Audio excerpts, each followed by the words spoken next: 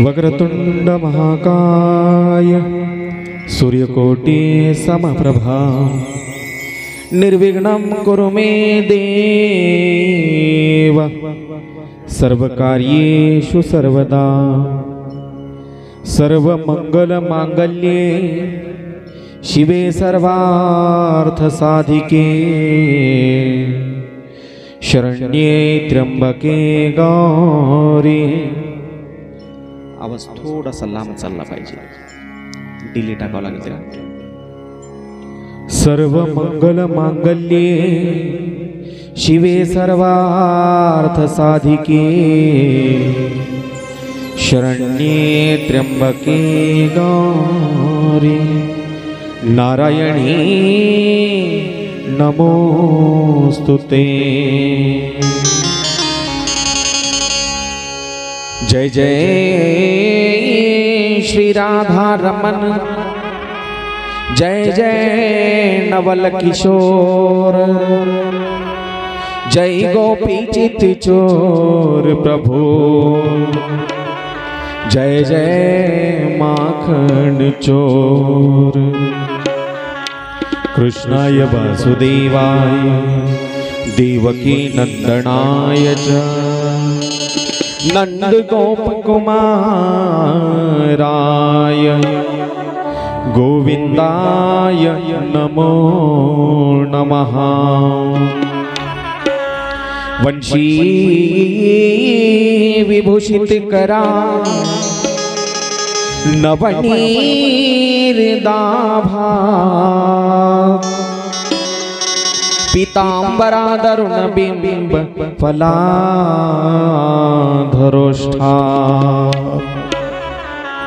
पूर्णेंद सुंदर मुखा दरभीद नेत्रा कृष्णात् परम किमपि तत्वमहो न जाने। राधे मेरी स्वामिनी मैं राधे जी को दास, जन्म जन्म तक मोहे दीजिए श्री वृंदावन को वास। शरदेन्दु समाकारे परब्रह्म स्वरूपिणी वासरा पीठनी लये सरस्वती नमोस्तुते। वासरा पीठनी लये सरस्वती नमोस्तुते। वासरा पीठनी लये सरस्वती नमोस्तुते।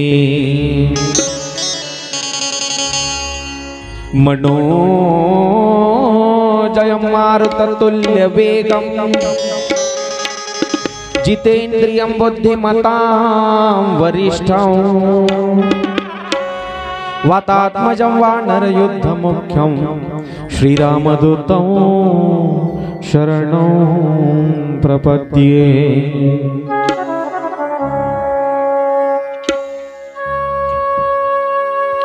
सर्वजण हाताने टाळी वाजवून कथेसाठी आमंत्रित करूया हनुमंतरायाला। माझ्यासोबत सर्वजण टाळी वाजवून गातील। जय जय जय हनुमान गोसाई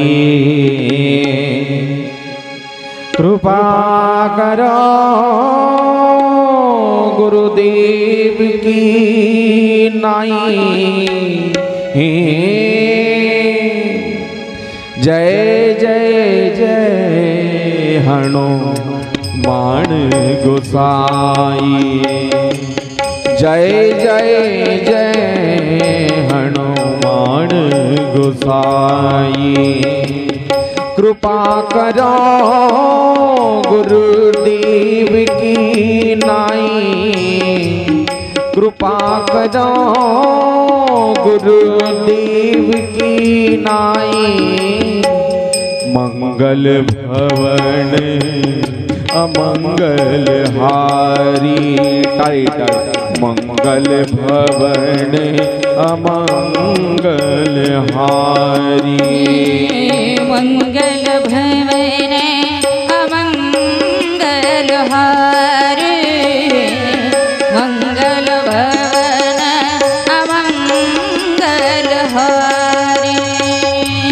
द्रवहु दशरथ अजिरे बिहारी, द्रवहु दशरथ अजिरे बिहारी। मंगल भवन अमंगल हारी, मंगल भवन अमंगल हारी, मंगल भवन अमंगल हारी। मंगल भवन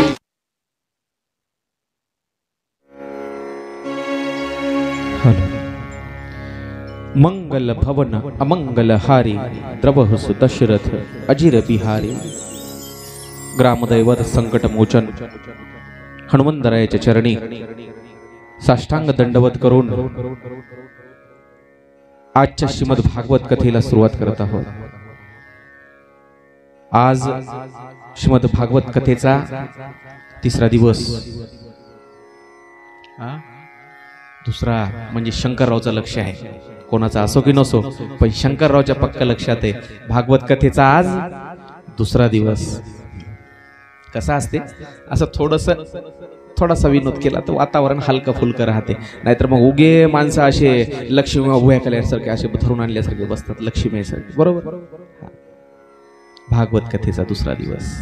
या अखंड हरिनाम सप्ताहामध्ये ज्यांनी ज्यांनी सहकार्य केलेलं आहे, जे पुढे 7 दिवस सहकार्य करत राहणार आहेत, जे अन्नदान करत आहेत, जे पैशाच्या रूपाने देणगी देत आहेत, जे श्रमदान करत आहेत, मंडप झाडून काढत आहेत, चटया टाकत आहेत, या सर्वांच्या चरणावर साष्टांग दंडवत करतो। तुम्हा मायबाप श्रोते मंडळींच्या हृदयामध्ये असणाऱ्या आत्मारामाला वंदन करतो। कथेला सुरुवात करूया। उत्तम अशी साऊंड सिस्टीम आज चांगली लागली म्हणून आज नाव घेतलं बरं का। हा माझा आहे, ज्या दिवशी ओळखून घ्यायचं, ज्या दिवशी आपलं नाव नाही आलं त्या दिवशी आपलं चुकलं काहीतरी। काल लागलीच नव्हती, आज मस्त वाजायलेत, मॉनिटर नसून चांगलं वाजायले। हा कथेसाठी मला साथ करणारे तबलावादक हरिभक्तीपरायण गजानन महाराज कोंढोरकर, माझ्या मंडळी सर्वांना व्यासपीठाकडून साष्टांग दंडवत। कथेकडे वळूया। काल दुपारपर्यंत आपण कथा गोड श्रवण केली। काल कथा कुठपर्यंत आली होती कोणीतरी एकदा आठवण करून द्या, त्याच्या पुढे आपल्याला कथा पाहता येईल। काल कुठपर्यंत कथा ऐकली होती? काल कथेमध्ये शेवटी आपण 4:30 वाजता 5 वाजता काय कथा भाग ऐकला एकदा आठवण करून द्या, म्हणजे आपल्याला पुढे चालता येईल। हे असं दररोज चालणार आहे बरं का। म्हणजे श्रोत्याचं लक्ष किती आहे हे कळालं पाहिजे, नाहीतर मी सांगत राहायचं पुढं पाठ, तसं नाही व्हायला पाहिजे। काल आपण गोड श्रवण केले, कथा श्रवण केली भक्ती ज्ञान आणि वैराग्याची। हो काल पाहिलं आपण नारदजींनी ज्ञान आणि वैराग्य यांना पुन्हा तरुण करण्यासाठी, त्यांच्यामध्ये नवचेतना निर्माण करण्यासाठी सनत कुमारांच्या माध्यमातून सगळ्यांना कथा ऐकवली। हरिद्वारच्या ठिकाणी, हरिद्वारला कथा झाली भागवत कथा, त्या ठिकाणी सर्व साधू संत ऋषी मुनी जपी तपी ज्ञानी सगळेजण आणि भक्ती ज्ञान आणि वैराग्य हे सगळेजण, भक्ती आली की त्या पाठोपाठ ज्ञान आणि वैराग्य येतात। गोड प्रमाणे पुढे भक्तीने धरिले हाती, पुढे भक्तीने धरिले हाती, पुढे भक्तीने धरिले हाती, पुढे भक्तीने धरिले हाती, पुढे भक्तीने धरिले हाती, पुढे भक्तीने धरिले हाती, पुढे भक्तीने धरिले हाती, पुढे भक्तीने धरिले हाती. मागे ज्ञान वैराग्य येते, मागे ज्ञान वैराग्य येते, पुढे भक्तीने धरिले हाती. टाळी टाळी. पुढे भक्तीने धरिले हाती, पुढे भक्तीने धरिले हाती, पुढे भक्तीने धरिले हाती. पुढे भक्तीने धरिले हाती, मागे ज्ञान वैराग्य येते. ज्ञान आणि वैराग्यामध्ये नवचेतना निर्माण झाली आणि भक्ती ज्ञान वैराग्य सर्वजण आनंदाने भजन करून नाचू लागले. आपण काल गोड कथा ऐकली. भक्ती ज्ञान वैराग्याचे. हो, भागवताचं महात्म्य पाहतोय आपण. महात्म्य काल सांगितलं मी, कोणती गोष्ट जर कळायची असेल, हो, त्यासाठी अगोदर त्या वस्तूची जर किंमत कळायची असेल, त्या महत्व कळायचं असेल त्या गोष्टीचं, तर त्या गोष्टीचं महात्म्य पाहावं लागतं अगोदर. तिचं महत्व जर नाही कळालं तर, काल मी सांगितलं एक जणाला परीस सापडला. परीस त्यानं ते मेंढीच्या गळ्यात बांधला, सांगितलं. तसाच एका जणाला हिरा सापडला. हिरा गाई वळू लागलं. गाई म्हशी वळता वळता त्याला एक दगडामध्ये काहीतरी चमकताना दिसलं. त्याला वाटलं गारगोटी आहे काही, गारगोटी. त्यानं ती उचलली आणि ते गाई म्हशी वळणारे आपल्या शेतातल्या माणसाला नाद असते दोऱ्या वळायचा. त्यानं ते दोरीमध्ये गुपला खडा आणि एका म्हशीच्या गळ्यात बांधला. एक वाटसरू वाटण्याने जाताना ते म्हशीच्या गळ्यामध्ये पाहिलेला तो खडा पाहिला. त्याला लक्षात आलं ही काहीतरी किमती वस्तू आहे. एका व्यक्तीला एक खडा सापडला. त्यानं तो गारगोटी समजून म्हशीच्या गळ्यात बांधला. वाटाने एक वाटसरू जात होता. आपण इथपर्यंत होतो वाटावर, बरोबर. त्या वाटसरूनं तो म्हशीच्या गळ्यात बांधलेला तो खडा पाहिला आणि त्याच्या लक्षात आलं ही काहीतरी किमती वस्तू आहे. मग काय करावं? त्या गुराख्याला विचारलं, बाबा रे, तो खडा मला देतोस का? तुला 10 रुपये देतो. तो गुराखी म्हणला, येरी कोणी कोणाला रुपया देईन झालाय, हे मला ते माणूस त्या वस्तूचे 10 रुपये द्यायले. याचा अर्थ शेतातल्या माणसाला कधी कमी समजायचं नाही. हो, खेड्यातला म्हणून अडाणी समजायचं नाही. कोणाची हुशारी किती असेल सांगता येईल का? नाही. ते म्हणला मी 10 रुपयाला देणार नाही. ते म्हणलं अजून काही? म्हणला काहीच नाही, तुम्ही सरळ निघून जा. सायंकाळी त्यानं आला, म्हशी बांधल्या, ते खडा घेऊन दुकानावर गेला, किराणा दुकानावर. हातात असा नुसता धरला. दुकानदारानं पाहिलं, काहीतरी किमती वस्तू दिसायली, चमचम चमकायला. 100 रुपये देतो, मला देतो का? म्हणला नाही देणार. काहीतरी महत्वाची वस्तू. त्याला वाटलं त्यानं 10 रुपयाला मागितली, दुकानदार 100ला मागायला. बस उद्या सकाळी दूध घेऊन वसमतला गेलं की म्हणला वसमतला दाखवून पाहू. वसमतला सोनार लाईनला गेल्यावर सोनाराच्या दुकानावर कुलथेच्या घेऊन गेला आणि त्याला दाखविलं. असं कुलथेच्या म्हणा, लोलकेच्या म्हणा, कुठून आणता तुम्ही सोनं? लोलकेच्या इथं. जितू शेठ. जितू शेठला दाखविल्यावर जितू शेठ म्हणले, बाबा रे, याचे 1000 रुपये देतो. म्हणला आता लोलगेत 1000 द्यायला, याचा अर्थ नक्कीच काहीतरी महत्वाची वस्तू असली पाहिजे. हो, एक जण 10 देऊ लागलं. म्हणला गावात आलो की 10चे 100 झाले आणि गावातून वसमतला येऊस तर 1000 झाले. म्हणला काहीतरी लयच महत्वाची वस्तू आहे, मुंबईला जाऊन पाहतो. म्हणला मुंबईला जोहरी बाजारमध्ये गेला, झवेरी बाजारमध्ये, आणि तिथं त्या सोनाराला दाखवलं, हिऱ्याला पैलू पाडणाऱ्याला दाखवलं. हिऱ्याचं काम झवेरी बाजार गुजरात आणि आपल्या इथं महाराष्ट्रामध्ये मुंबईला हिऱ्याचं काम होते. त्या हिऱ्याच्या पारख करणाऱ्याला दाखवलं. अरे म्हणला 1000, 2000, 10,000ची वस्तू नाहीये, अनमोल असा लाखो रुपयांचा हिरा आहे. बस हिरा आहे म्हटल्याबरोबर त्यानं ती घेतला, पटकन गुंडाळून खिशामध्ये ठेवला आणि घरी घेऊन आणला, तिजोरीमध्ये ठेवला. तिजोरीमध्ये बस. जोपर्यंत त्याची किंमत माहित नव्हती तोपर्यंत तो माती मोल होता. जेव्हा त्याची किंमत लाखो रुपये आहे असं कळाल्यावर त्याची जागा हृदयामध्ये. म्हणून त्या गोष्टीची किंमत अगोदर सांगावी लागते, महत्व अगोदर सांगावं लागतं. तसं आपल्याला 7 दिवस भागवत श्रवण करायचंय. हे भागवत श्रवण केल्यावर काय होतं याचं जर महत्व अगोदर सांगितलं तरच त्याचं महत्व आपल्याला भागवताची किंमत कळेल. म्हणून भागवत महात्म्य सुरुवातीला सांगितलं जातं. भागवताचं महात्म्य अगोदरच का? भागवत महात्म्य सांगण्यासाठी 35 अध्यायामध्ये भागवत महात्म्य आलेले आहे. 35 अध्याय का खर्च केले शास्त्रकारांनी महत्व सांगण्यासाठी? तर याच गोष्टीसाठी. जोपर्यंत किंमत कळत नाही, आपलंही तसंच आहे. आपला हा जो नरदेह आहे, हे मानव शरीर आहे, तुम्हाला मिळालंय, पण आपल्याला पूर्णार्थी कळालंय का? नाही कळलं. आपण हा देह व्यर्थ कामामध्ये, भगवंताचं चिंतन सोडून दुसऱ्या कामामध्ये वेळ खर्च करतोय. म्हणून तो आपल्याला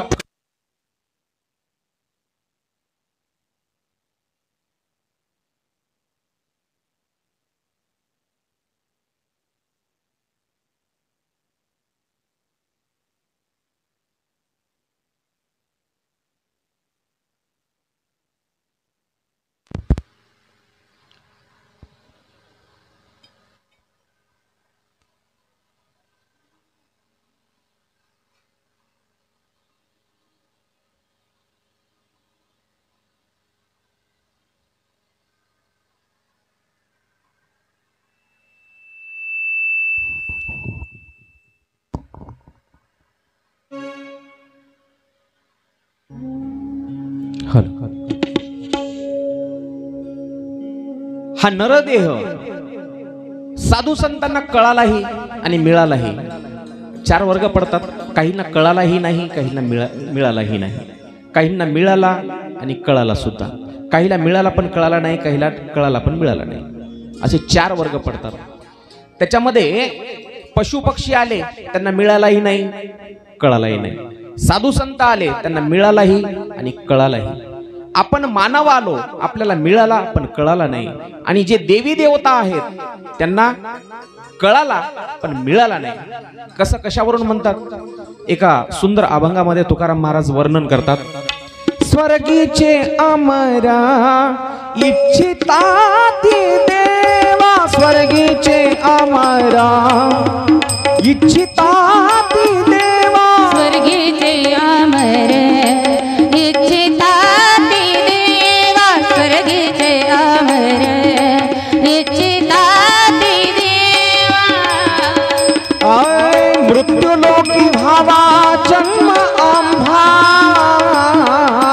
मृत्युलोकी व्हावा जन्म आम्हा, नारायण नामे होऊ जीवन मुक्त, नारायण नामे होऊ जीवन मुक्त, नारायण नामे होऊ जीवन मुक्त, नारायण नामे होऊ जीवन मुक्त.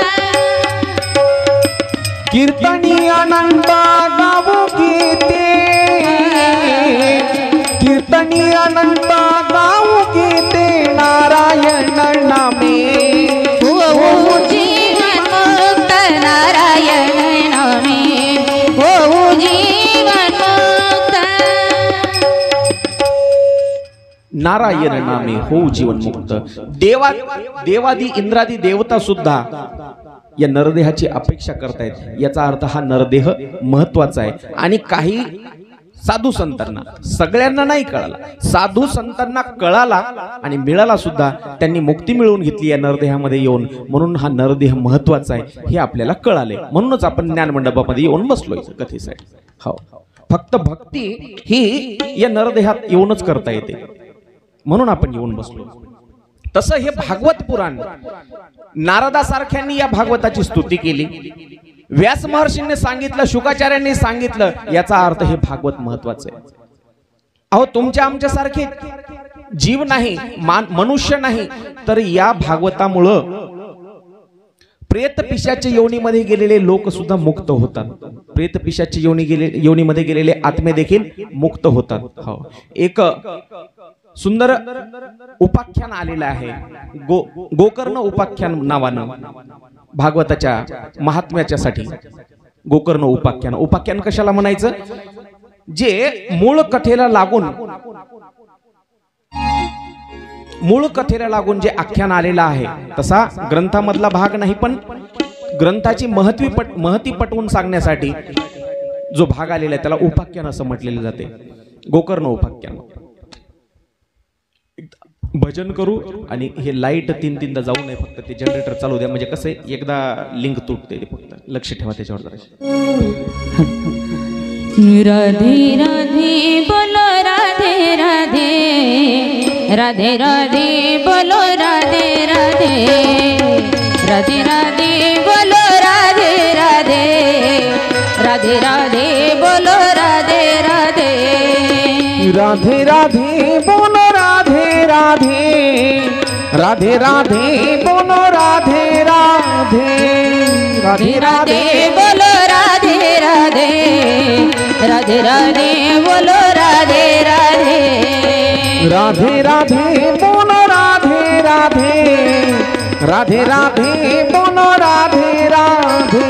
हम भी बोलो राधे राधे, तुम भी बोलो राधे राधे, हम भी बोले राधे राधे, तुम भी बोलो राधे राधे, हम भी बोले राधे राधे, तुम भी बोलो राधे राधे, हम भी बोले राधे राधे, तुम भी बोलो राधे राधे. कान्हा की बंसी से आए आवाज, सर्वांना विनंती, टाळी टाळी टाळी वाजवा पाठीमागे बाबा. राधे राधे राधे राधे राधे राधे, राधे राधे बोलो राधे राधे, राधे राधे बोलो राधे राधे, राधे राधे बोलो राधे राधे, राधे राधे बोलो राधे राधे.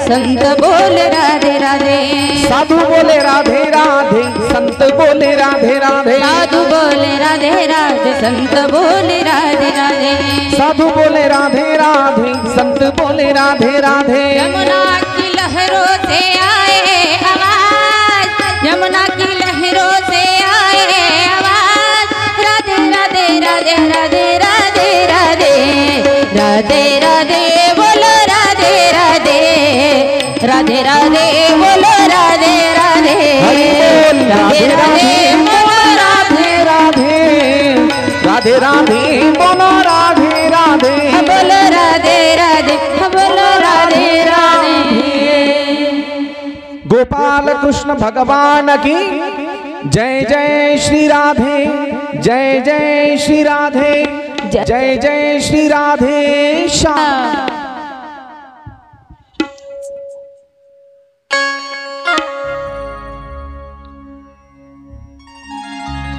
भागवत ग्रंथ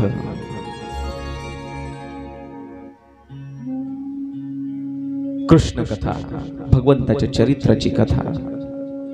मी नेहमी सांगतो, जिथं कृष्ण आहे तिथं प्रश्न नाही, कृष्ण आहे तिथं प्रश्न नाही. सगळ्या प्रश्नांची उत्तर म्हणजे कृष्ण, सगळ्या प्रश्नांची. अर्जुनाला प्रश्न पडला, अर्जुनाच्या माध्यमातून सगळ्या जगाला उपदेश म्हणजे गीता, आणि जीवनातल्या सगळ्या प्रश्नांची उत्तर देवाकडे. आणि त्या भगवंताचं गोड चरित्र म्हणजे श्रीमद भागवत ग्रंथ. हा फक्त ग्रंथ नाही तर स्वतः श्रीकृष्ण. इदम भागवतम नाम पुराणम ब्रह्म संहितम, भक्ती ज्ञान विरागानाम स्थापनाय प्रकाशितम. सर्व शास्त्रांचं वेदांचं जर सार असेल, उपनिषदांचं सार आहे. इदम भागवत नाम पुराणम ब्रह्म संहितम, भक्ती ज्ञान विरागानाम स्थापनाय प्रकाशितम. हृदयामध्ये भक्ती ज्ञान आणि वैराग्याची प्रतिष्ठापना जर करायची असेल तर हे भागवत आहे. तुमच्या आमच्यासारखे जीव तर मनुष्य तर सोडाच, प्रेत योनी मध्ये पिशाच्य झालेले आत्मे देखील मुक्त होतात. नारदाचा आणि सनकादिकांचा संवाद चालू आहे. हो, भगवंतामुळे कोणाकोणाचा उद्धार. भूत प्रेत पिशाच्य योनीमध्ये गेलेल्या. तुंगभद्रा नावाची एक नदी आहे. त्या तुंगभद्रा नावाच्या नदीच्या काठावर, तुंगभद्रा नावाची नदी त्या नदीच्या काठावर दक्षिण प्रांत आहे.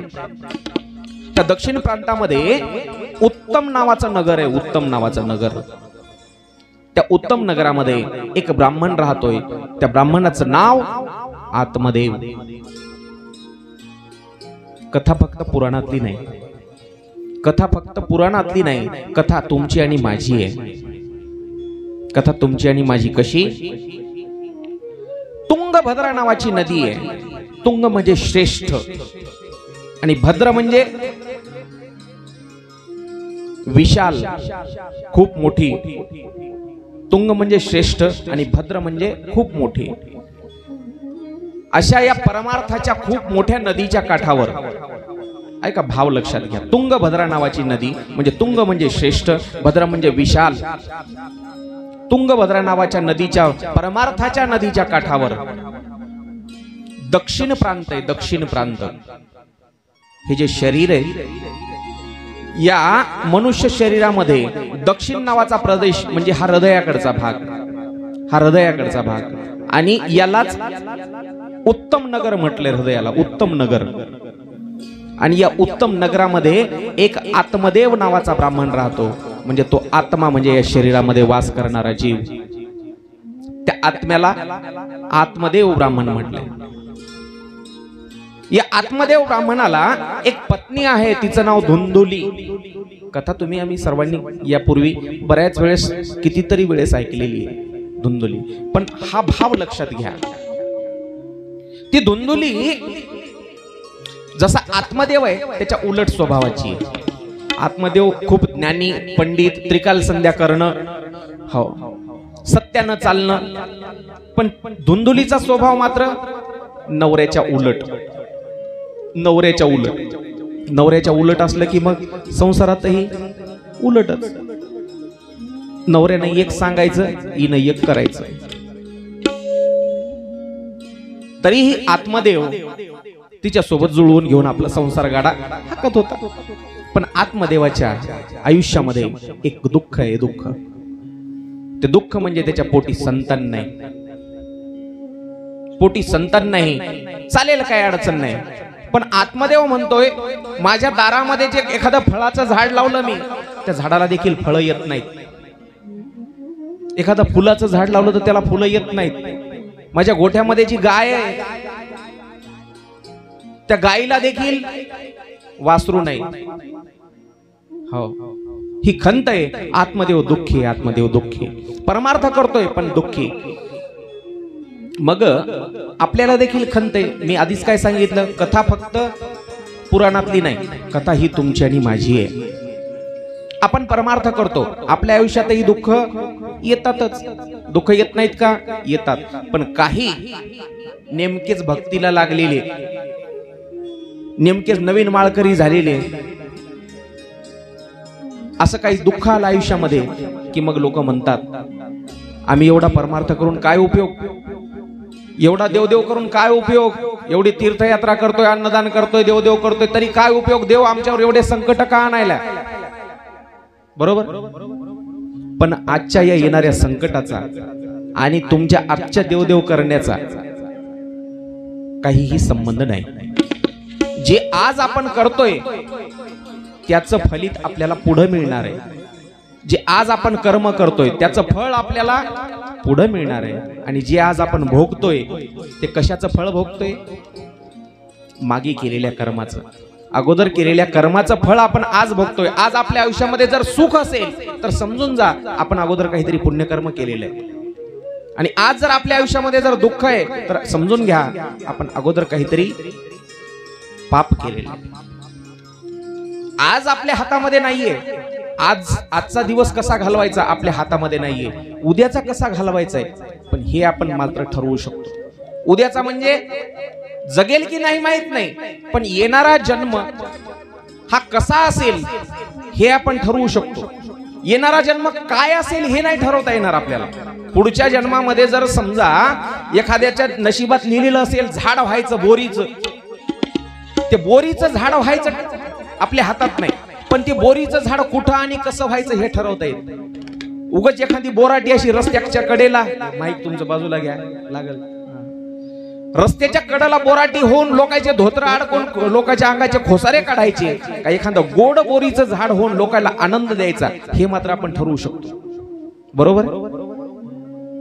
उगाच एखादं रस्त्यावर खरू झालेलं कुत्रं व्हायचं का कारमध्ये फिरणारं आणि रोजचे 500 रुपयाचे बिस्किट खाणारं कुत्रं व्हायचं, हे आपण ठरवू शकतो. पुढची योनी जर आपल्याला कुत्रं व्हायची असेल तर ती आपण बदलू नाही शकणार, पण निदान ते कुत्र कोणाच्या घरी व्हायचं हे मात्र ठरवू शकतो. बस कुत्रे कमी नाहीत महाराज. अहो कुत्रे हे रस्त्यावरले कुत्रे पाहतो म्हणून आपल्या डोक्यामध्ये कुत्र्याची किळस बसलेली आहे. जे सीमेवर देशाच्या संरक्षणामध्ये पोलीस दलामध्ये जे कुत्रे आहेत पहा, त्यांचे दररोजचे लाखो रुपये खर्च आहे त्यांच्यावर. एखादा रोडनं कारमध्ये बसून जाते कुत्र की काचातून पाहते आपल्याकडे असं जीप काढून बाहेर. आपल्याला हेवा वाटतो, आपण सायकलवर असतो आणि ते कुत्र मोठ्या 25 लाखाच्या गाडीमध्ये बसून जाते. मग हे पुढचा जन्म कसा घ्यायचा हे आपण ठरवू शकतो. आजच्या दुःखाला घाबरू नका. लोक म्हणतात आम्ही खूप देवदेव करतो महाराज. आत्मदेव देखील तसाच म्हणायला लागला, माझ्या परमार्थ करण्याला देवदेव करण्याला काय उपयोग. हो सगळे लोक मला गावामध्ये निपुत्रिक म्हणून हो याच्या काय वंशाला दिवा नाही म्हणतात, याच्या पोटी संतान नाही, मूलबाळ नाही, काय तुझ्या जीवनाला अर्थ. आपल्याकडे फार विचित्र. थोडासा दादा इको कमी करा, थोडासा इको कमी करा, म्हणजे समजणार नाही मी काय बोलतो त्यांना. नंतर गाताना द्या मात्र.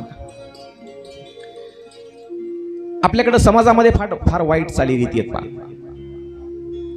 ज्याच्या घरी मूलबाळ नाही उगत त्याला वाईट टाकल्यासारखं करतात लोक.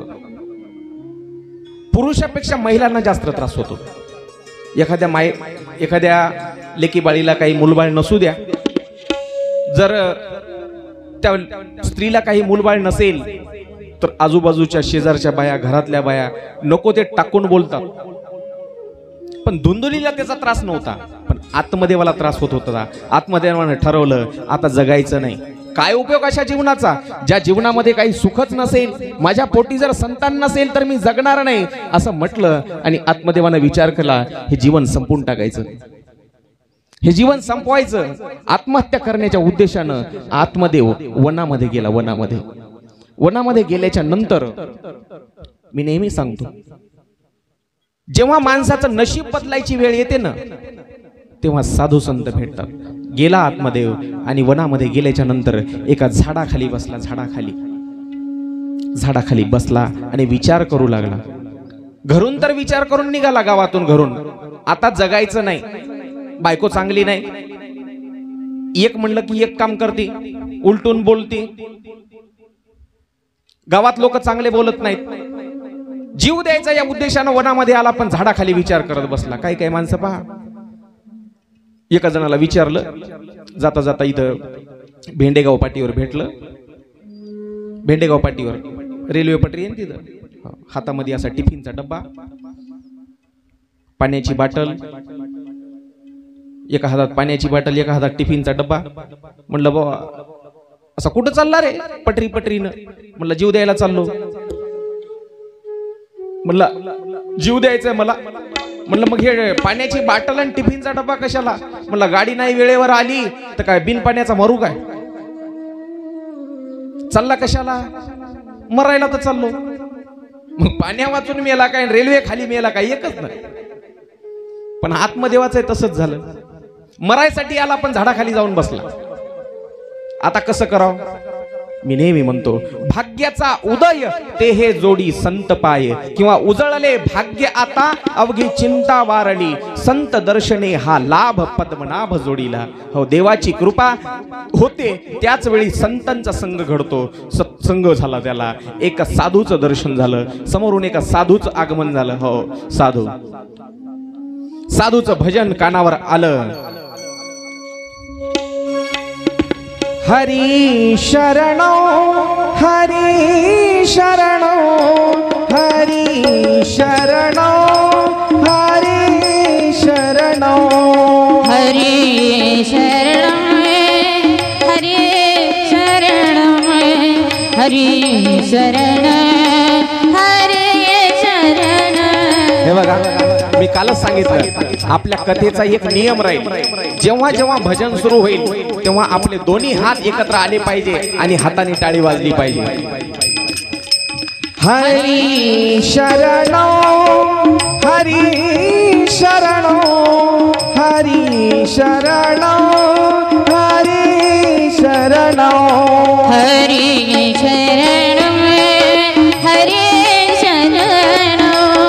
हरि शरण हरि शरण हरि शरण हरि शरण हरि शरण हरि शरण हरि शरण हरि शरण हरि शरण हरि शरण हरी शरणम हरी शरणम भजन गोड कानावर ऐकू आलं आणि आत्मदेवाला वाटलं माझं कल्याण व्हायची वेळ आली. हो, ते साधू ते संत समोर आल्याबरोबर आत्मदेवानं पाय धरले. महाराज माझं कल्याण करा. अरे बाबा कोण तू, कुठून आलास, काय म्हणणं काय तुझं? बाबा माझं नाव आत्मदेव. बर, मी या उत्तम नगरामध्ये राहतो. बर, इथं वनात काय करतोयस? बाबा मी जीव द्यायच्या उद्देशानं आलो महाराज. जीव द्यायच्या उद्देशानं? अरे अरे, आत्महत्या करणं पाप आहे. देवानं हा जो देह दिलेला आहे तो मध्येच संपवण्याचा अधिकार तुला नाहीये. तुझी वेळ आली की तुला मुक्ती मिळेल. तू जर आत्महत्या करशील, आपल्याकडे पहा कायद्यामध्ये सुद्धा आत्महत्या करणं आपले शास्त्रकार सांगतात पाप आहे, आणि कायद्यानं देखील तो गुन्हा आहे. ज्यानं आत्महत्येचा प्रयत्न केला आणि जर तो फसला तर त्याला नक्कीच जेलमध्ये जावं लागतं. नांदेडला एका दिवशी कलेक्टर ऑफिसला गेलतो. तिथं कलेक्टर ऑफिस पुढे एका जणानं आत्मदहनाचा प्रयत्न केला.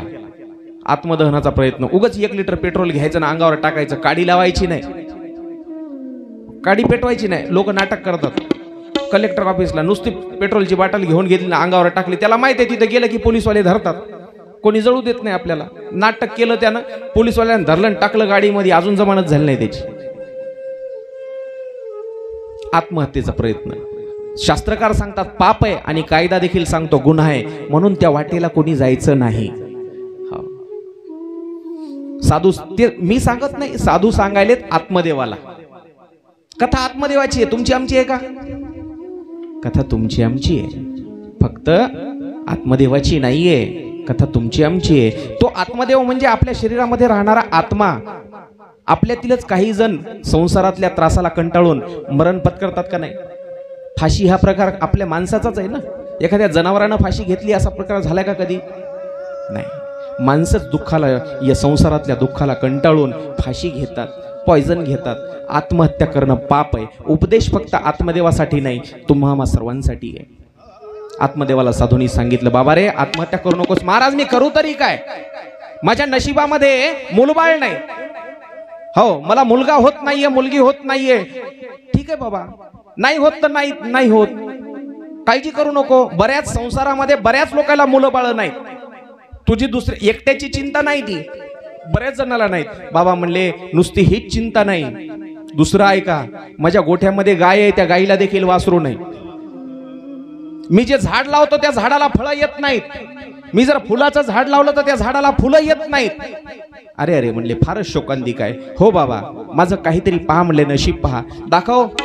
असं कपाळ वर दाखवलं, त्याचं कपाळ वाचलं त्या साधूनं आणि सांगितलं त्याला बाबा रे आत्मदेवा, तुझ्या या जन्मामध्ये तुझ्या नशिबामध्ये मुलाचं सुख नाही, संतान सुख नाही. अरे याच जन्मात काय, येणाऱ्या 7 जन्मापर्यंत तुला मुलगा होणार नाही कोणत्याच जन्मात. बस मग तर आत्मदेव जास्तच रडायला लागला, जास्तच रड. अरे अजून का रडतोयस? बरं झालं ना तुला पुढचं कळालं. बाबा पुढचं कळालं म्हणून तर रडतोय. त्या महाराजाला आत्मदेव म्हणतोय, संताला, त्या साधूला, का बाबा मला फक्त याच जन्माचं दुःख होतं, पण तुम्ही मला पुढचे 7 जन्म सांगून माझं दुःख 7 पटीने वाढवलं.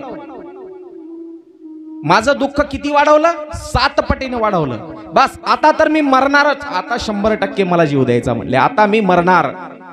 त्या साधूला वाटलं याला उगाच सांगितलं याचं भविष्य, हे असं बी तर मरणार होतं, मेलं तर मेलं, माझ्या माघारी काही हो, पण याला मी याचं भविष्य सांगून दुःख 7 पटीने वाढवलं म्हणाले. हे जर मेलं तर याच्या मरणाचं पाप माझ्या डोक्यावर बसते. विनाकारणच झालं म्हणले. मला एक तर मुलगा व्हावा असा आशीर्वाद द्या, नाहीतर मी मरणार म्हणला आत्मदेव. साधूला वाटलं बाबा याला मुलगा होईल असं काहीतरी करू आपण, पण याचं आपल्या पाप तर नको आपल्याला. बस साधूनं आपली सगळी तपश्चर्या पणाला लावली आणि हात पुढे केला आणि एक योग मायेनं आपल्या हातावर फळ तयार केलं आणि ते फळ आत्मदेवाच्या हातामध्ये दिलं. आत्मदेवा उठ. आत्मदेवाला ते फळ दिलं. घरी जा, तुझ्या पत्नीला हे फळ खायला दे. यापासून जो मुलगा होईल त्यामुळं तुला जो कलंक लागलेला आहे निपुत्रिकाचा, तो निपुत्रिकाचा कलंक निघून जाईल. मुलगा होईल तुला, जा हे फळ तुझ्या पत्नीला खायला दे. बस आत्मदेवानं त्या साधूला नमस्कार केला आणि आत्मदेव घरी आला. घरी आल्याच्या नंतर आत्मदेवानं ते फळ आपल्या पत्नीला दिलं. दुपारच्या वेळेला आत्मदेव घरी आला आणि ते फळ आपल्या पत्नीला, काय नाव त्या पत्नीचं काय सांगितलं गणा? धुंधुली. धुंधुलीला दिलं आणि सांगितलं, भाई काही ऐक न ऐक, मग आता हे फळ खा, यापासून आपल्याला एक मुलगा होईल. ती म्हणली, महाराज कुठून आणले? मला असं काही खाऊ घालून का मारतात काय? म्हणले, एका साधूनं दिले. बायकांचा नवऱ्यावर विश्वास नसते बरं, डोकं आपटा त्यांच्या पुढं. हो, नेहमी म्हणतात बाया नवऱ्यावर विश्वास करायचा नसते. एखादी करीत जरी असली विश्वास तरी तिला शेजारी येऊन सांगती, नाही तर माय सांगती माहेरून, बाई नवऱ्यावर विश्वास करू नको. नवरा म्हणजे उशाचा. तुम्हाला पाठ नाही? इकडून आवाज आला म्हणून म्हणलं, इकडून बरोबर आवाज आला. हा, कोणावर भरोसा कर, शेजारणीवर कर. हा, बायकोचा भरोसा शेजारणीवर जास्त असते, नवऱ्यावर कमी. बस ते फळ घेतलं, असं पदरामध्ये ठेवलं. हो खाते म्हणली, बघा तुमचं तुम्ही जा. बस आत्मदेव पुन्हा एकदा संध्येसाठी निघून गेला नदीवर आणि सायंकाळच्या वेळेला मीटिंग भरली. मीटिंग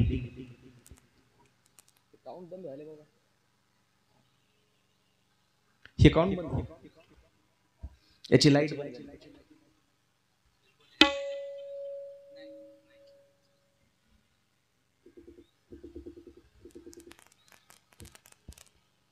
हलायला कधी त्याला बरोबर बसतो.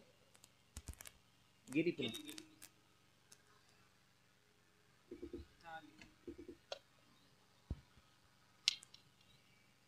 गेली पुन्हा.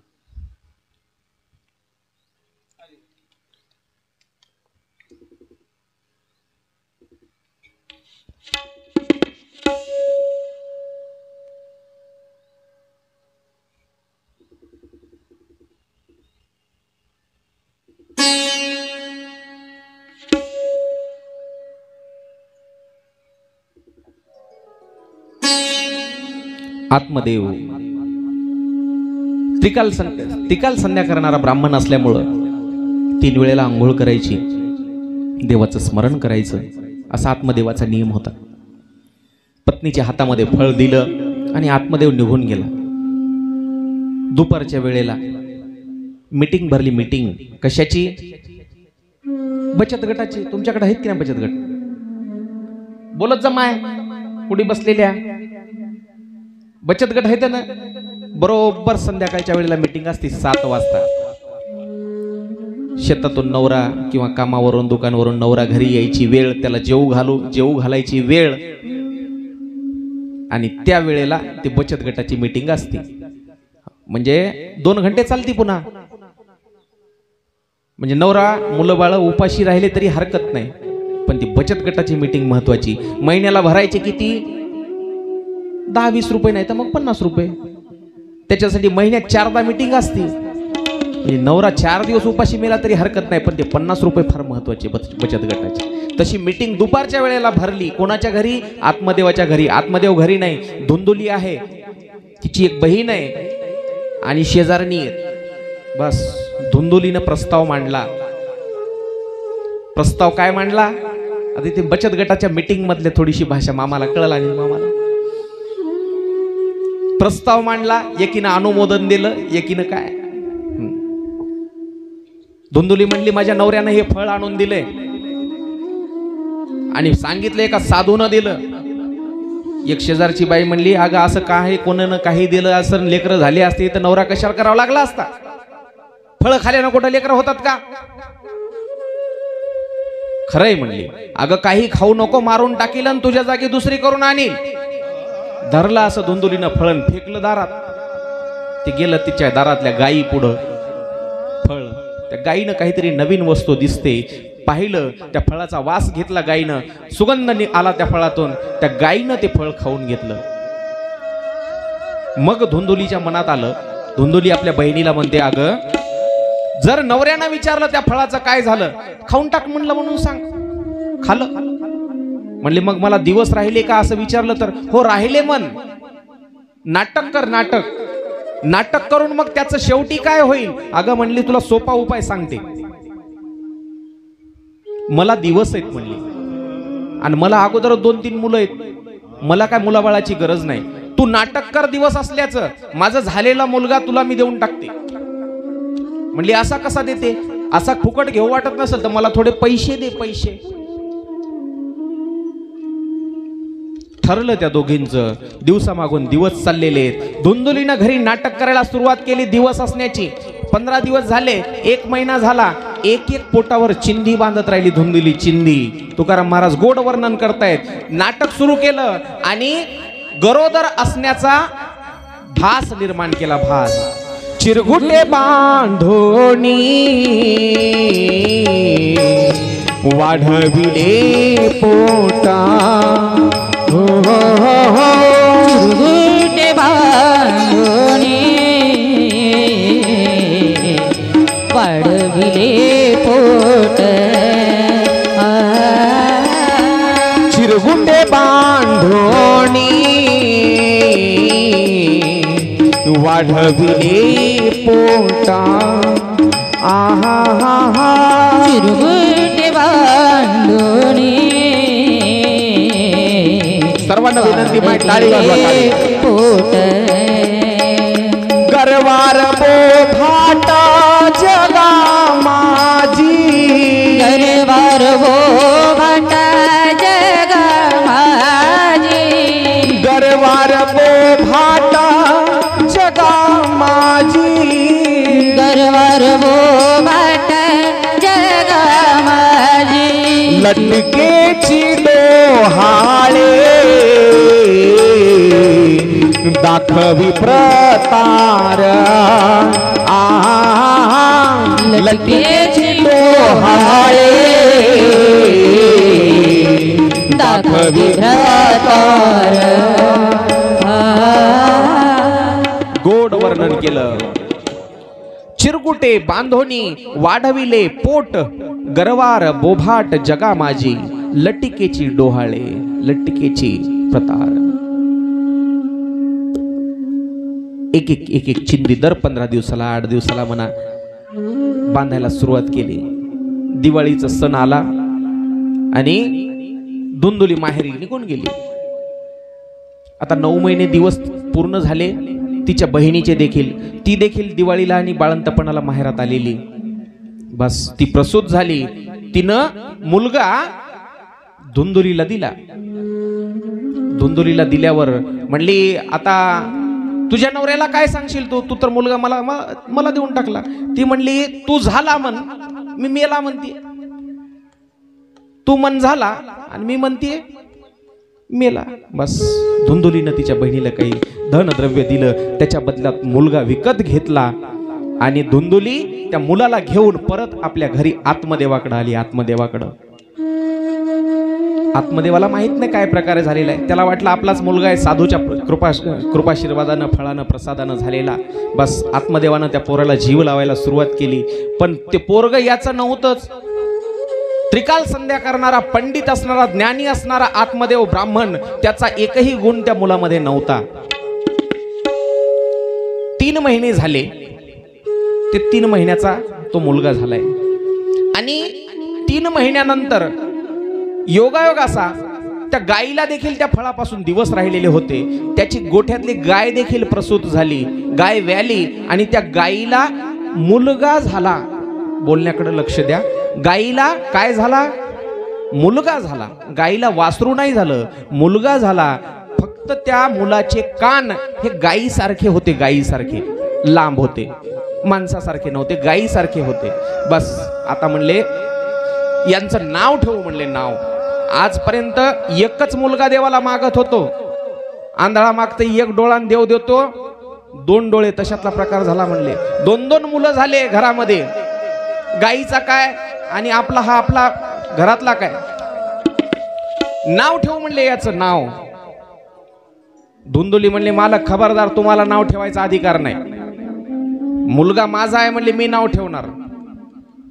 आत्मदेव त्या आत्मदेवाचं म्हणणं होतं का माझ्या नावासारखंच याचं मिळतं जुळतं नाव असावं. माझं आत्मदेव आहे, याचा आत्मानंद ठेवू, असं काहीतरी त्यानं विचार सांगितला बायकोला. पण अजिबात नाही म्हणले, तुमचं काय चालू देणार नाही, घरामध्ये माझा कारभार चालणार. ठीक आहे बाबा म्हणला, तुझ्याच मनावर. काय नाव ठेवती. माझं नाव धुंदुली आहे म्हणला. ती बाई म्हणली, त्याची बायको म्हणली याचं नाव मी माझ्या नावावरून धुंदुककारी ठेवणार. त्याचं ठरलं नाव काय त्याचं, धुंदुककारी. बस आता त्या गाईच्या वासराचं त्या पोराचं काय नाव ठेवायचं. बायको म्हणली ते गाय जाणं तुम्ही जाणं, ठेवा तुमच्या हिशोबानं. आत्मदेवानं विचार केला याचे कान गाईसारखे आहेत म्हणून याचं नाव गोकर्ण ठेवू. गोकर्ण, त्याचं नाव गोकर्ण ठेवलं. मुलं लहानाचे मोठे होऊ लागले हळूहळू हळूहळू. पण लहान मुलाचे पाय हे पाळण्यात दिसतात आपल्याकडं, अशी एक म्हण आहे. म्हणजे काय हो, मुलगा पुढे चालून कसा होईल याचा अंदाज लहानपणीच लागतो. लहानपणीच लागतो असं म्हटलं जातं बरं का. तसं ते धुंदुककारी जे आहे, धुंदुलीचा मुलगा, तो कसा होईल पुढं त्याचे लक्षणं आताच दिसू लागले.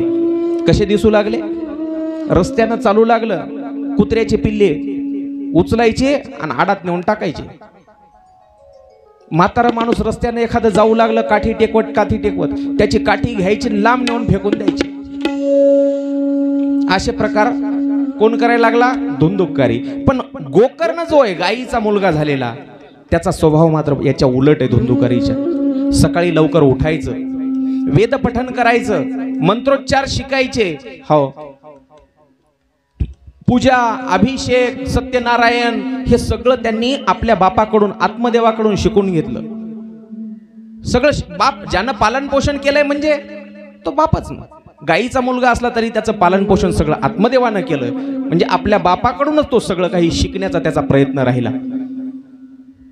धुंदुकारी लहानाचा मोठा होऊ लागला. जसा जसा मोठा व्हायला लागला तसा तसा आई बापाला त्रास द्यायला लागला. कथा फक्त कथा ग्रंथातली नाहीये, कथा तुमची आमची. जेव्हा मूलबाळ नसतं, लग्नानंतर 2 वर्ष होतात, 4 वर्ष होतात, 5 वर्ष होतात, 10 वर्ष होतात. लोक म्हणतात बाबा रे तुझ्या लग्नाला 10 वर्ष झाले, दवाखान्यामध्ये दाखव, इथं दाखव, तिथं दाखव.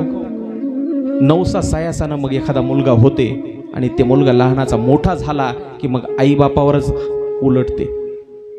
मग पश्चाताप होते. जेव्हा मुलगा नव्हता तेच बरं होतं. मी म्हणूनच म्हटलं कथा फक्त ग्रंथातली नाहीये, कथा तुमची आमची समाजातली आहे. जेव्हा आत्मदेवाला लक्षात आलं आता धुंदुकारी आपल्या हाताच्या बाहेर चाललाय, व्यसनी बनला, व्यसनी.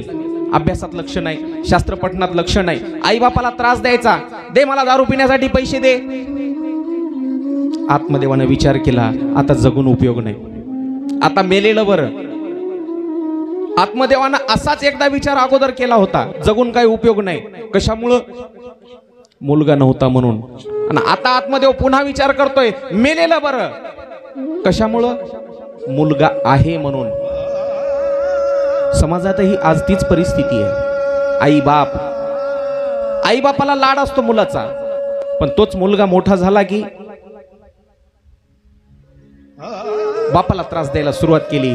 आत्मदेव कंटाळला, वैतागला आयुष्याला आणि वनात जायला निघाला. गोकर्ण भेटला. गोकर्णानं वडिलाला वंदन केलं, हात जोडले आणि बाबा कुठं निघाला, मी चाललो जीव द्यायला. गोकर्णानं उपदेश केला आपल्या बापाला. गोकर्णानं उपदेश कोणाला करावा, जो मोठा आहे त्यानं उपदेश लहानाला करायचा असते. पण ज्या ठिकाणी मोठा चुकतो आणि लहानात जर ज्ञानी असेल तर मग लहान्यानं सुद्धा उपदेश करायला हरकत नाही. बाबा आत्महत्या करणं पाप आहे, त्यापेक्षा तुम्ही भागवतासारखा ग्रंथ हातामध्ये घ्या, त्या ग्रंथाचं पठन करा, वाचन करा, पारायण करा, वनामध्ये जा. नका द्या संसार सोडून, वनामध्ये जा. या संसारामध्ये राहून हेच होणार आहे. संसार असा आहेच मुळात दुःखी. जेव्हा तुम्हाला मुलगा नव्हता तेव्हाही तुम्ही दुःखी होतात आणि आता मुलगा आहे म्हणून देखील दुःखीच आहेत। सगळा संसारच मुळात कसा आहे? दुःखी आहे। दुःखाचा मूळ हे संसार आहे। हो, म्हणूनच तर महाराजांनी सांगितलं संसार दुःख मुळा चहूकडे इंगळा। संसार दुःख मूळ चहूकडे इंगळा। विश्रांती नाही कोठे रात्रंदिवस तळमळा। विश्रांती नाही कोठे रात्रंदिवस तळमळ। तया ठाया काही भोजन मागाया धर्म जागो त्याचे चरणी लक्ष लागो गा। विठोबाचा धर्म जागो त्याचे चरणी लक्ष लागो गा। संसार दुःख मूळ चहूकडे इंगळ। संसार मुळात दुःख रूप आहे। हो, या संसारामध्ये राहून सुख मिळणार नाही। भागवत ग्रंथ हातामध्ये घ्या, देवाचं भजन करा, नामस्मरण करा, वनामध्ये जा, एखादी झोपडी बांधा गंगेच्या काठावर आणि तिथं तप करा, साधना करा। बस आतमध्ये वनामध्ये निघून गेला आणि तिथं जाऊन त्यानं मुक्ती मिळवून घेतली। हो, देवाचं भजन करत करत नामस्मरण करत करत आत्मदेवानं देह सोडला, मुक्त झाला। पण आता खरी परीक्षा होती धुंदुलीची। जोपर्यंत बाप होता तोपर्यंत बापाला त्रास दिला, त्या कोण? धुंदुकारीनं। गोकर्ण देखील आता त्यानं भावाचे लक्षण पाहिले। बाप तर गेला म्हणला, आता मी तरी कशाला थांबू इथं? गोकर्ण देखील तीर्थयात्रा करण्यासाठी निघून गेला। आता घरी फक्त राहिली धुंदुली आणि धुंदुकारी। धुंदुकारीनं आईकडे मोर्चा वळवला। आई, सकाळी 7 वाजले की मुलं चहा मागतात, यानं दारूला पैसे मागायला सुरुवात केली। दारू पिऊन आला की याला मग चमचमीत खायला लागू लागलं। कमवायचं काही नाही, चल मला पैसे दे। दुपारी जुगार खेळायचा, चल मला पैसे दे। धुंदुली कंटाळली, वैतागली। ज्या धुंदुकारीला लाडानं वाढवलं होतं तो धुंदुकारी आपल्या जीवावर उठला। धुंदुकारी कंटाळली आहे जगण्याला आणि एक दिवस घर सोडून निघून वनात पळून जाण्याच्या उद्देशाने निघाली, एका विहिरीत पडली आणि तिथंच मरून गेली। मुलांचा लाड करायचा, पण किती प्रमाणात? त्याला एक मर्यादा आहे। धुंदुकारी संपली, आता फक्त राहिला उरला धुंदुकारी। बस आता त्याचा मनमानी कारभार सुरू झाला आणि त्यानं मग आपल्या घरामध्ये 5 वेश्या आणून ठेवल्या। 5 वेश्या। 5 वेश्या। 5 वेश्या म्हणजे काय हो? त्या आपल्यामध्येही आहेत, आपल्या घरामध्ये। म्हणजे आपला हा देह, आपलं घर सांगितलं मी, उत्तम नावाचं नगर सांगितलं, तुंगभद्रा आणि जो दक्षिण प्रांत, तो आपला देहच सांगितला मी, बरोबर? त्या 5 वेश्या आपल्या शरीरामध्ये देखील आहेत। विकार शास्त्रकारांनी काही ठिकाणी 6 विकार सांगितले, काही जणांनी 4 सांगितले, काही जणांनी 5 सांगितले। ते विकार म्हणजे त्या वेश्या आहेत। काम, क्रोध, लोभ, मोह, मत्सर, हे म्हणजे विकार। म्हणजे त्या वेश्यांनी सांगायचं आणि तसं या धुंदुकारीनी वागायचं। आपणही तसंच करतो ना। आपल्याला त्या वेश्या सांगतात, डोक्यामध्ये सांगतात। कोण सांगते? राग सांगते। राग, त्याला आपण क्रोध म्हणतो। राग सांगते मार समोरच्याला, आपण मारतो, बरोबर? लोभ, चोराला सांगते लोभ, चल ती वस्तू चांगली दिसायली, उचल ती वस्तू। चोरानं उचलायची, खिशात टाकायची, घेऊन जायची। आपणही त्या वेश्यांच्या आहारी गेलेलो आहेत। आहारी, विकारांच्या आहारी गेलेलो आहेत। धुंदुकारीची कथा म्हणजे तुमची आमची कथा। धुंदुकारीनं तसंच वागायला सुरुवात केली। त्या वेश्यांचे चोचले पुरवण्यासाठी मग धुंदुकारीनं वाईट कर्म करायला सुरुवात केली। दारू पिणं, अभक्ष भक्षण, मांसाहार करणं, ब्राह्मण असून देखील मांसाहार करायला लागला। आणि हे सगळं करण्यासाठी जो पैसा लागतो, तो पैसा चांगल्या मार्गाने मग आणलेला पैसा पुरत नाही। धुंदुकारी चोरी करायला लागला, चोरी करायला। एका दिवशी एका राजाच्या घरी त्यानं चोरी केली आणि ते धन मोठं गाठोडं बांधून आपल्या घरी आणलं। घरी आणल्यावर त्या वेश्या म्हणल्या, अगं यानं एवढं धन आणले, एकमेकीला बोलायला त्या, यानं एवढं धन आणले, जर कोणाला पत्ता लागला, राजाला कळालं तर याच्या सहित आपल्यालाही राजा फाशीवर देईल। म्हणले मग आपण याला संपून टाकू।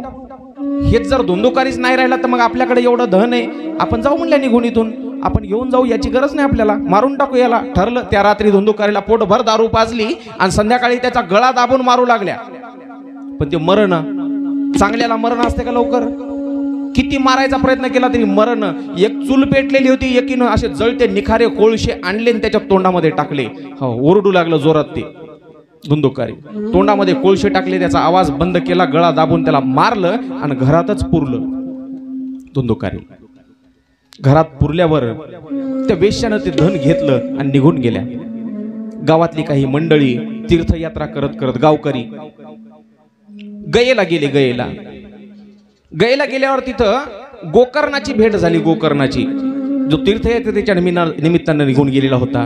गयेला गेल्याच्या नंतर त्या गावकऱ्यांनी गोकर्णाला सांगितलं, बाबा रे, तुझा भाऊ हाल हाल करून मेला, त्या वेश्यांनी मारून टाकलं, तुझी आईही मेली, बापही गेला, कोणीच नाही. बस गोकर्ण म्हणला, आता बरेच वर्ष झाले मला गावाकडून इकडं आलो मी तीर्थयात्रेला. गृहस्थानं बाहेर कुठेही फिरायला गेलं, माणसानं 12 वर्षाला एकदा तरी गावाकडे आलं पाहिजे, नियम आहे. 12 वर्षाला एकदा, कुठेही राहा तुम्ही, पण 12 वर्षाला तरी आपल्या मूळ गावी एकदा आलं पाहिजे. म्हणून आपल्या गावातलं समजा जर कोणी बाहेर गावी कुठं राहायला गेलं असेल, निदान मारुतीला नारळ फोडायला तरी येतात, वर्षाला, 2 वर्षाला, 3 वर्षाला येतात ना मूळ गावी. तसा गोकर्ण म्हणला, आपण गावाकडे जाऊ. पण गावाकडे जायच्या अगोदर आपण या गयेच्या ठिकाणी जिथं श्राद्ध केल्या जातं आपल्या पितरांचं, आपल्या पूर्वजांचं, कोणाचंही, इथं एकदा श्राद्ध करू म्हणलं, आपल्या वडिलाच्या, आईच्या आणि भावाच्या नावानं. धुंदुकारीचं श्राद्ध, पिंडदान तिथं केलं गयेला. आणि गोकर्ण जो आहे तो आपल्या मूळ गावी आला. गावी आल्याच्या नंतर मंदिरात देवाचं दर्शन घेतलं आणि म्हणला, संध्याकाळच्या वेळेला दुसरीकडे कुठं कोणाच्या घरी थांबण्यापेक्षा आपण आपल्या घरीच जाऊन आराम करू. घरी आला. घरी आल्यावर पाहिलं, सगळं उजाड झालेलं घर पाहिलं स्मशानासारखं, पण तरीही त्यानं हिमतीनं तिथं झोपायचा निश्चय केला. मध्यरात्र झाली. मध्यरात्रीच्या सुमारास विचित्र आवाज यायला लागले.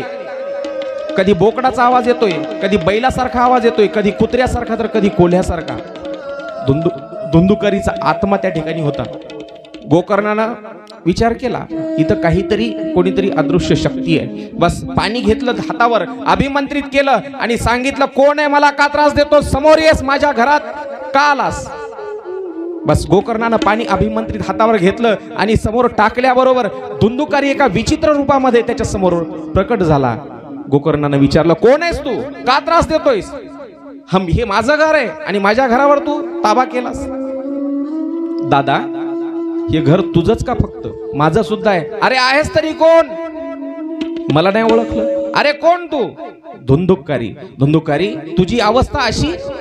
दादा, नको त्या मार्गाने गेल्यावर अशी अवस्था होणार नाही तर काय होणार. आईला त्रास दिला, बाबाला त्रास दिला, 5 वेश्या घरामध्ये आणून ठेवल्या, चोरी करायला लागलो, मांस भक्षण करायला लागलो, दारू प्यायला लागलो. नको ते केलं दादा, त्यामुळं माझी अवस्था ही आहे, आज भोगतोय मी. पण एक विनंती आहे दादा, त्रास होतो रे, त्रास होतो खूप, मला मुक्त कर यातून, मला मुक्त कर.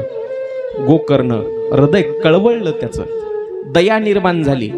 कितीही झालं तरी आपला भाऊ आहे. आपल्या आईला जरी त्रास दिला असेल, बापाला जरी त्रास दिला असेल, हो, चोऱ्या केल्या असतील, मांस भक्षण केलं असेल, दारू पिली असेल, तरी आपला भाऊ आहे, याला आपण मुक्त केलं पाहिजे. गोकर्णानं ठरवलं काय करायचं. गावातली काही वडीलधारी माणसं होती, त्याला विचारू म्हणले, दादा त्यानं होणार नाही, मग तुलाच काहीतरी करावं लागेल. अरे मी तर तुझं श्राद्ध केलं गयेला.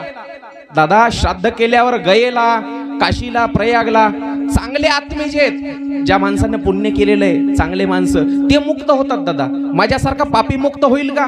अरे एकदा नाही 100दा जरी तिथं माझं पिंडदान केलं तू गयेला, तरी मला मुक्ती नाही मिळणार.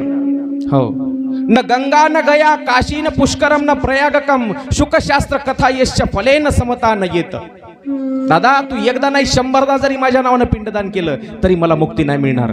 बरं, मी शोधतो, काहीतरी मार्ग शोधतो, जातो. गोकर्णानं दुसऱ्या दिवशी गावामधले काही वडीलधारी मंडळीला विचारायचं ठरवलं. विचारलं, म्हणले, बाबा रे, याच्यापेक्षा आम्हाला काही दुसरा मार्ग माहित नाही. हड काशीला नेतात म्हण, याच्यापेक्षा दुसरं काय माहित आपल्या वडीलधाऱ्या माणसाला. माणसाला जर मुक्ती मिळवायची असेल फक्त एक केस तरी म्हणा काशीला नेऊन गंगेमध्ये पोहोचला पाहिजे.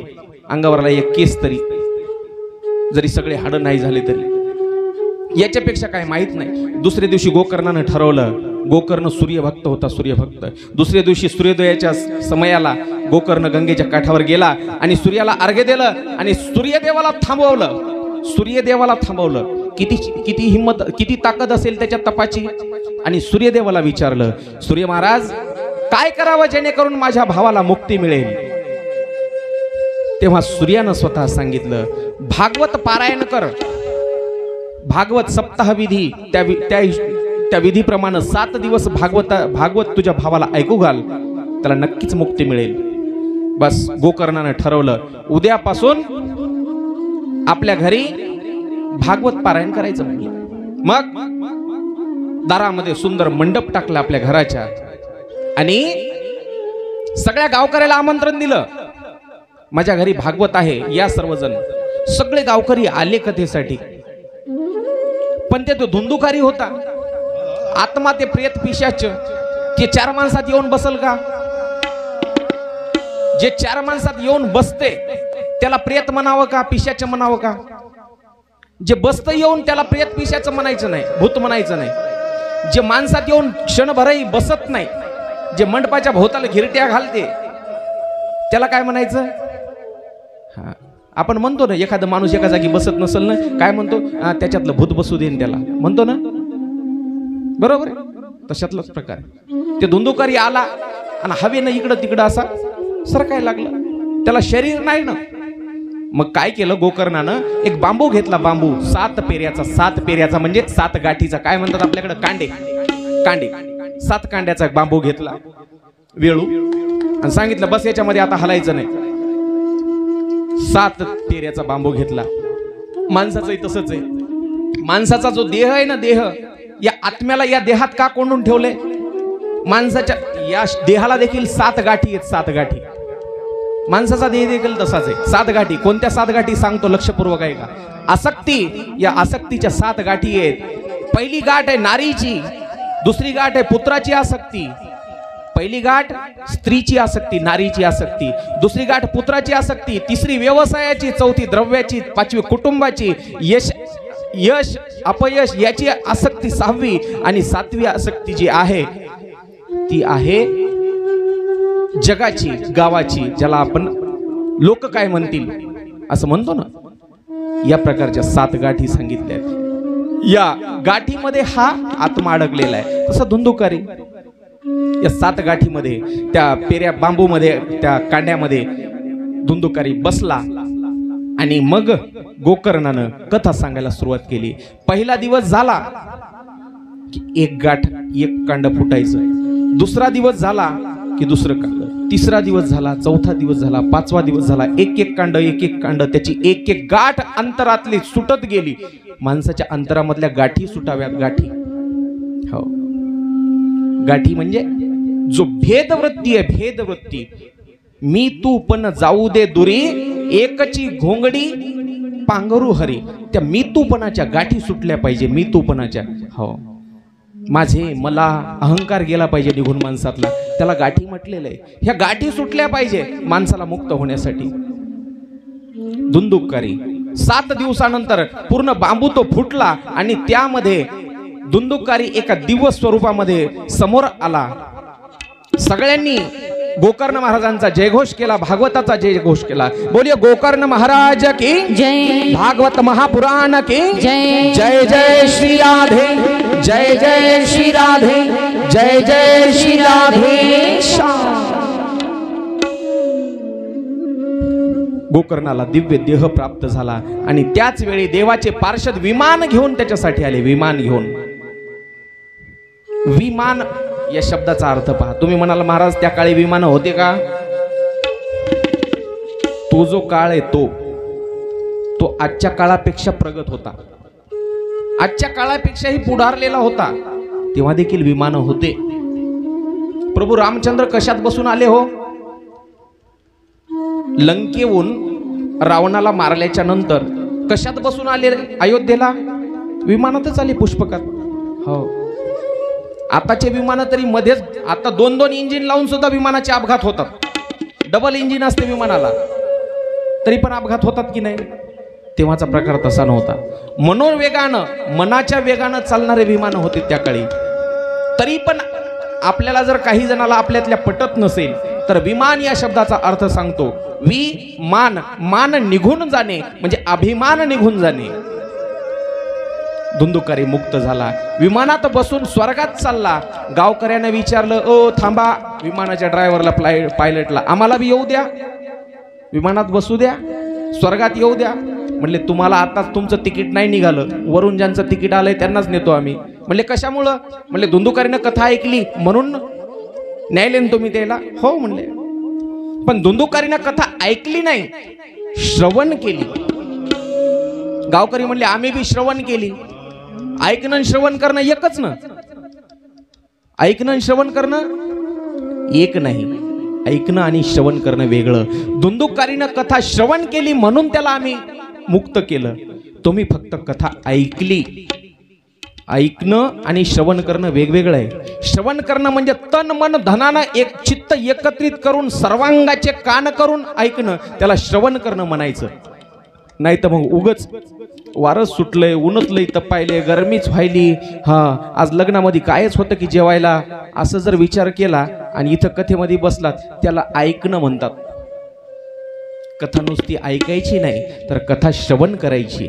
हो, गोकर्णानं सांगितलं, बाबा रे गावकऱ्यांनो, माझ्या भावानं धुंदुकारीनं एकाग्र चित्तानं कथा ऐकली, एकाच आसनात बसून ऐकली. एकाच आसनात पद्धतशीर मांडी घालून आपल्याला जसं सोयीस्कर जाईल तसं असं बसून एकचित्त होऊन ऐकणं म्हणजे एकाच आसनात बसून ऐकणं.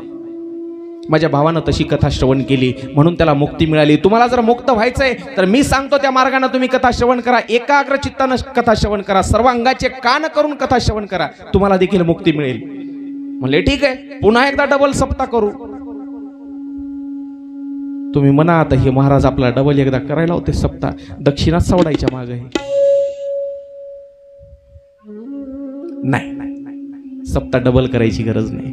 दरवर्षी आपण कथा ऐकतोय, नित्याचे काम करून, दररोजचे व्यवहारातले काम करून जर आपण देवाचं नामचिंतन करत राहिलो ना तर हा सप्ताह आपल्यासाठी दररोज आहे. दररोज घरात देखील सप्ताह आहे. मुखानं देवाचं नाव घेत घेत जर तुम्ही घरातले कामं करत राहिले, शेतातले कामं करत राहिले, व्यवसायामध्ये जर डोक्यामध्ये देव आणि हातानं जर व्यवसायातलं काम करत राहिले, ते आपल्यासाठी हरिनाम सप्ताहच आहे ना. सप्ताह येऊन फक्त मंदिरासमोर बसणं, कथा कीर्तन ऐकणं याला सप्ताह नाही म्हणायचं. गोकर्णानं पुन्हा एकदा मंडप टाकला, सप्ताह केला, भागवत सांगितलं 7 दिवस, सगळ्या गावकऱ्यांना मुक्त केलं. बोलिया गोकर्णजी महाराज की जय. या निमित्तानं एकदा कथेसाठी नियम सांगितलेले शास्त्रकारांनी. भागवत कथा ऐकली कशी पाहिजे, सांगितली कशी पाहिजे. कथेचे नियम फक्त ऐकणारासाठी नाहीत तर सांगणारासाठी सुद्धा आहेत. तुम्ही म्हणाल महाराज नियम फक्त का श्रोत्यासाठीच असतात का? वक्त्यासाठी? वक्त्यासाठी सुद्धा नियम असतात. कथा ही एकाच आसनात बसून सांगितली पाहिजे. म्हणजे मी जसं आता बसलोय, तुम्हाला जसं सोयीस्कर जाते तसं पद्मासनामध्ये बसून पद्धतशीर तुम्हीही ऐका, मीही ऐकतो, मी सांगतो. अजून कथेसाठी नियम सांगितलेले आहेत. हो, सूर्योदयापासून सूर्यास्तापर्यंत कथा झाली पाहिजे. कधीपासून कधीपर्यंत? सूर्योदयापासून सूर्यास्तापर्यंत. तेवढा वेळ बसणं होईल का आपल्याला? आता जेव्हा शास्त्रकारांनी हे नियम सांगितले तेव्हाचे शारीरिक नियम वेगळे असतील. आताची आपली शारीरिक कुवत तेवढी नाही, क्षमता नाही शरीराची. तेव्हा सूर्य दिवस निघाल्यापासून दिवस मावळेपर्यंत कथा सांगायचा नियम होता. पण आता आपल्याला ते झेपणार नाही म्हणून आपण आपला वेळ 3 तासाचा केलाय, 4 तासाचा केला. 12चा वेळ असून देखील 12:30 पर्यंत मंडपात कोणीच नव्हतं, चटाया उडून जाऊ लागल्या वाऱ्यानं. बरोबर? कथेचा नियम आहे. जे कथा व्यास आहेत, कथा वक्ता आहेत, जो कोणी महाराज कथा सांगणारे आहेत, त्याच्या अगोदर श्रोत्यांनी येऊन मंडपात बसलं पाहिजे. हे नियम मी आहे कथाकार म्हणून नाही, हा नियम सर्वांसाठीच. हा नियम सर्वांसाठी ठेवा. पुढच्या वर्षी दुसऱ्या ठिकाणी अजून कुठं जेव्हा कथा होईल, वक्त्याच्या अगोदर श्रोत्यांना मंडपामध्ये हजर असलं पाहिजे. हा, एखाद्या वेळी काही कारणास्तव उशीर झाला हरकत नाही, पण जो कोणी खरा शोधताय त्यांनी अजून नियम सांगितले. 7 दिवस उपास धरून कथा ऐकली पाहिजे. 7 दिवस उपाशी राहून, आता 7 दिवस उपाशी राहणं काही होणार नाही, त्यामुळं उपास धरायच्या पद्धतीने म्हणजे आपण जसा दुसरे उपास धरतो तसा काही फराळ वगैरे करून चालते. महाराज 2 टाइम फराळ खाऊन शाबूची खिचडी खाऊन कंटाळा येते, एक वेळ जेवण करा, एकदा जेवायचं आणि दिवसभर काय फराळ करायचा, नाही तर दूध प्या, फळं खा. कोणी म्हणेल महाराज उपास धरणं होत नाही, 2 टाइम जेवा, 3 टाइम जेवा. कोणी म्हणले महाराज एका घंट्याला भूक लागते. अहो तुम्ही खिशात शेंगदाणे जरी टाकून आणले आणि इथं माझ्या समोर बसून जरी खाल्ले तरी काय हरकत नाही, पण कथा ही एकाग्र चित्ताने ऐकली पाहिजे. हे नियम महत्वाचे.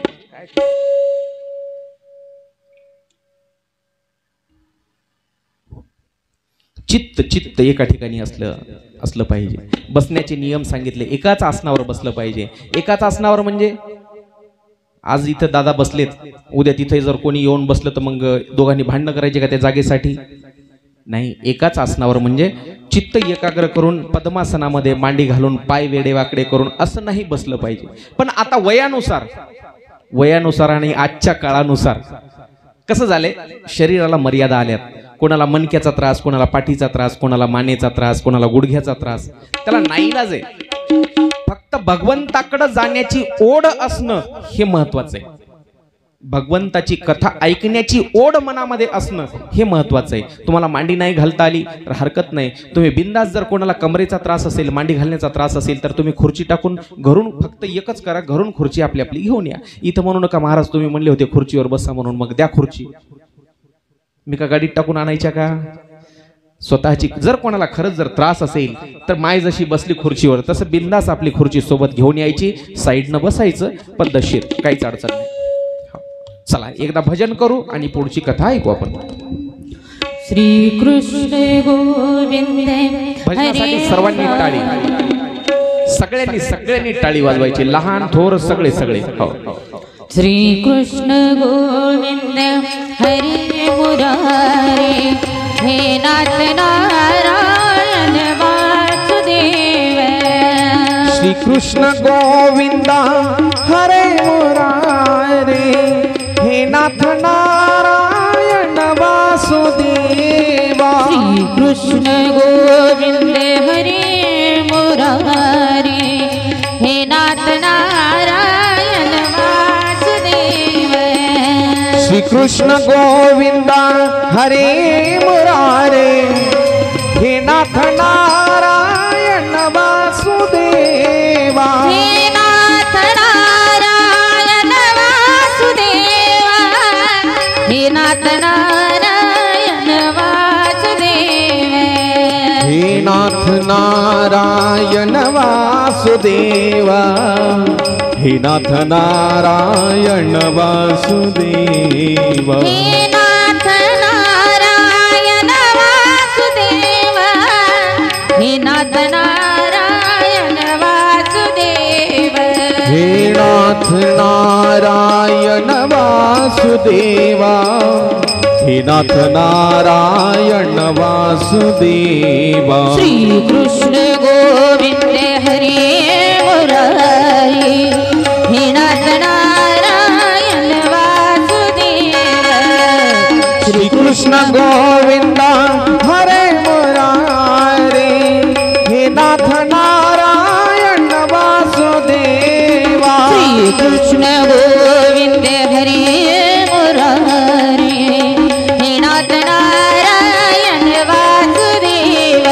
श्री कृष्ण गोविंद हरे मुरारी, हे नाथ नारायण वासुदेव. गोपाल कृष्ण भगवान की जय जय जय श्री राधे, जय जय श्री राधे, जय जय श्री राधे.